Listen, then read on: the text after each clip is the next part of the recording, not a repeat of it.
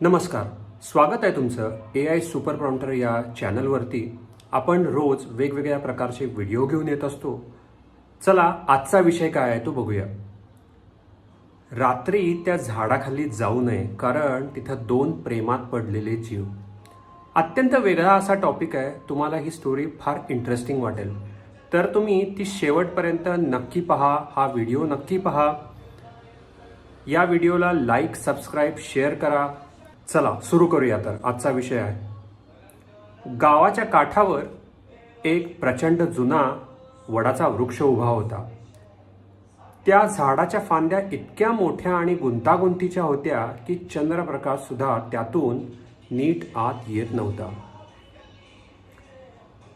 दिवसा त्या झाडाखाली लोट बसत असत. गुरे सावलीत उभी राहत. पण संध्याकाळ झाली की त्या झाडाजवळ कोणीही थांबत नसे. गावात एक अशी समजूत पसरली होती की त्या झाडाखाली जाऊ नये, कारण तिथं भूत असतात. काही लोक म्हणत असत की रात्री तिथं पांढऱ्या कपड्यात एक मुलगी दिसत असे. काही म्हणत असत की तिथे कोणीतरी हळू आवाजात गाणं गात असे. आणि काहींनी तर सांगितलं होतं की त्या झाडाखाली प्रेमात पडलेले दोन जीव कधीच परतले नाहीत. त्या गावात एक समर नावाचा तरुण राहत होता. समर शहरात शिकत होता आणि सुट्टीसाठी गावी आला होता. तो विज्ञानाचा विद्यार्थी होता आणि त्याला अशा गोष्टींवर अजिबात विश्वास नव्हता. पण त्याच्या मनात एक वेगळीच गोष्ट होती. त्या गावातच अनया नावाची एक मुलगी राहत होती. अनया आणि समर लहानपणापासून एकमेकांना ओळखत होते. पण गेल्या काही वर्षात त्यांच्यातलं नातं पूर्णपणे बदललं होतं. दोघांना एकमेकांबद्दल काहीतरी वाटत होतं, पण नेमकं ते शब्दात दोघांनी एकमेकांशीही अजिबात बोललेले नव्हते. एक संध्याकाळी समर नदीकाठी बसला होता. अनया तिथे आली. तिनं विचारलं, तुला त्या वडाच्या झाडाबद्दल आठवतं का? समर हसला. भूतांची गोष्ट? अनया थोडी गंभीर झाली.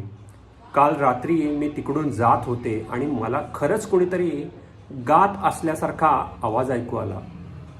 समरनं भुया उंच वर केल्या. अनया म्हणाली, हो, खूप हळू आवाजात. समर काही क्षण विचारात पडला. मग तो म्हणाला, आज रात्री आपण तिथं जाऊ. अनया दचकली. रात्री? समर म्हणाला, हो हो, रात्री. सत्य काय आहे ते आपल्याला समोर कळेल. अनया काही क्षण शांत राहिली. मग ती हळू आवाजात म्हणाली, ठीक आहे, पण तू माझ्यासोबत असशील ना? समर हलकेच हसला आणि म्हणाला, हो, नेहमी.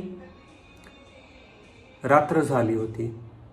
आकाशात चंद्र ढगांमागं लपला होता. गावातले रस्ते शांत झाले होते. समर आणि अनया त्या वडाच्या झाडाकडे चालत जात होते. जसे ते झाड जवळजवळ त्या झाडाजवळ पोचायला लागले, तसा अचानक थंड वारा सुटला. झाडाच्या फांद्या हलू लागल्या.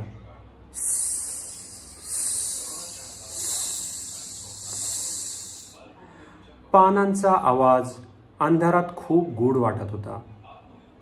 अनयानं समरचा हात घट्ट पकडला. मला थोडी भीती वाटायला लागली आहे. समर म्हणाला, मी आहे ना. बरं, ही स्टोरी आता पुढं कंटिन्यू करायच्या आधी या व्हिडिओला प्लीज लाईक करा, सबस्क्राईब करा आणि शेअर पण करा. चला कंटिन्यू करूया. अचानक वरच्या फांदीवरून काहीतरी उडालं. अनया घाबरून समरच्या जवळ आली. समरनं टॉर्च वर फिरवली. एक वटवाघूळ कुई कुई कुई कुई कुई कुई कुई कुई कुई कुई असं म्हणत उडून गेलं. समर हसला. हेच भूत असेल. ते अजून पुढं गेले. अचानक त्यांना हळू आवाजात एक गाणं ऐकू आलं. गुमनाम है कोई.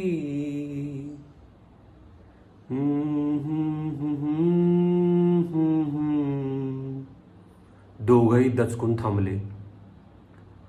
आवाज झाडाच्या मागून येत होता. अनयाचं हृदय जोरात धडधडत होतं. समर हळूहळू त्या दिशेनं गेला. टॉर्चचा प्रकाश झाडाच्या माग पडला आणि त्यांना दिसलं फांदीला अडकलेला जुना कपड्याचा फाटका तुकडा वाऱ्यामुळे हालत होता आणि तो असा आवाज तयार करत होता की त्यांना वाटायला लागलं की ते गुमनाम पिक्चरमधलं गाणं सुरू झालंय. तो फडका त्या फांदीवर जोरात घासायला लागला. आवाजही अगदी गुमनाम है कोई sir sir sir sir sir असा आवाज येत होता. अनया हसली. म्हणजे हे लोकांना गाणं वाटत होतं. अचानक समर थांबला. त्याला गरगरायला लागलं. अनया घाबरली. समर, तुला काय झालं? समर म्हणाला, मला श्वास जड वाटतोय. दोघं पटकन झाडाखालून बाजूला आले. काही क्षणातच समर पुन्हा ठीक झाला. त्याला बरं वाटायला लागलं.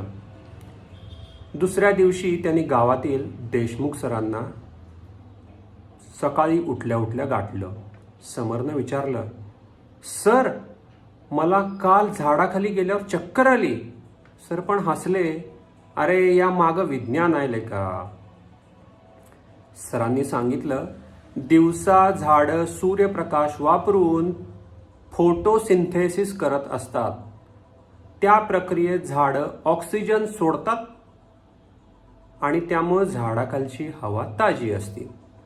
पण रात्री सूर्यप्रकाश नसल्यानं झाडं फोटोसिंथेसिस करत नाहीत. फोटोसिंथेसिस म्हणजे प्रकाश संश्लेषण. तेव्हा झाडांची श्वसन प्रक्रिया ही बदलते. ती ऑक्सिजन आतमध्ये घेतात आणि कार्बन डायऑक्साईड बाहेर सोडतात. मोठ्या झाडाखाली हवा स्थिर असेल तर कार्बन डायऑक्साईड जमा होतो आणि तुम्ही दोघंही त्या झाडाखाली गेला. श्वास आतमध्ये घेत होता, श्वास बाहेर सोडत होता. तुम्ही दोघं श्वास आत घेत होता, तुम्ही दोघं श्वास बाहेर सोडत होता. तुम्ही दोघं ऑक्सिजन आत घेत होता आणि कार्बन डायऑक्साईड सोडत होता. आणि झाड सुद्धा त्यावेळी कार्बन डायऑक्साईडच सोडत होतं. त्यामुळं झाडाखाली कार्बन डायऑक्साईडचं प्रमाण वाढलं. त्यामुळं तिथं गेल्यावर तुम्हाला गरगरलं. सर पुढं म्हणाले, अरे, रात्री झाडांवरती वटवाघळं, साप, बऱ्याच प्रकारचे प्राणी असतात. आणि एक नाव मी घेत नाही आता, चष्मेवाल्यासारखं एक असतं ते उडणारं, ते पण वेगळाच प्रकार आहे. त्यांचे आवाज आणि सावल्या अंधारात विचित्र वाटतात. लोकांना ते सगळं भूतासारखं वाटतं. त्या रात्री समर आणि अनया पुन्हा नदीकाठी बसले. चंद्र आकाशात चमकत होता. अनया शांतपणे म्हणाली, काल मी खूप घाबरले होते. समर हसला. मी पण. थोडा वेळ शांतता होती. मग समर म्हणाला, पण एक गोष्ट नक्की होती. अनया म्हणाली, काय? समर तिच्याकडे पाहत डोळ्यात डोळे घालून म्हणाला, जर भूत असतं ना तर मी तुझा हात कधीही सोडला नसता. अनया हसली आणि त्या क्षणी तिला जे समजायचं ते समजलं.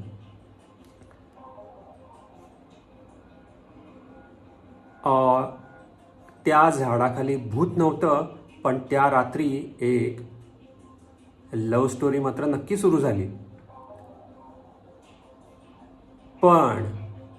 पण लक्षात ठेवा, हा क्लायमॅक्स आहे या स्टोरीतला. पण समरच्या डोक्यातनं मात्र एक अजूनही गोष्ट जात नव्हती. ती म्हणजे अनयाचे डोळे जसे त्या झाडाखाली होते तसेच ते आत्ता सुद्धा होते. पांढरे फटक, बुबुळं सुद्धा पांढरी फटक, जे यापूर्वी असं कधीच नव्हतं. डोळ्यात एक चमक होती आणि ती पूर्णतः वेगळी होती. तिचा हात, तिचं शरीर हे बर्फासारखं थंडगार होतं. त्याच्या अंगाला, समरच्या अंगाला हे सगळं चित्र बघून दरदरून घाम सुटला. अशातच तो तिला म्हणाला, अनया, आता रात्र खूप झाली आहे, तू तुझ्या घरी जा, मी माझ्या घरी जातो. अनया सुद्धा भानावर आली आणि ती नॉर्मल झाल्यासारखी त्याला वाटली. त्याला कळलं काहीतरी निराळा आहे, काहीतरी निराळा आहे आणि काहीतरी निराळा आहे. चला, कशी वाटली आजची गोष्ट? आवडली असेल असं मी अपेक्षा करतो. या व्हिडिओला पुन्हा एकदा तुम्ही न विसरता लाईक करा, सबस्क्राईब करा, शेअर करा. निरोप घेऊया आता, भेटूया पुन्हा पुढच्या व्हिडिओमध्ये अशाच इंटरेस्टिंग स्टोरी घेऊन. धन्यवाद.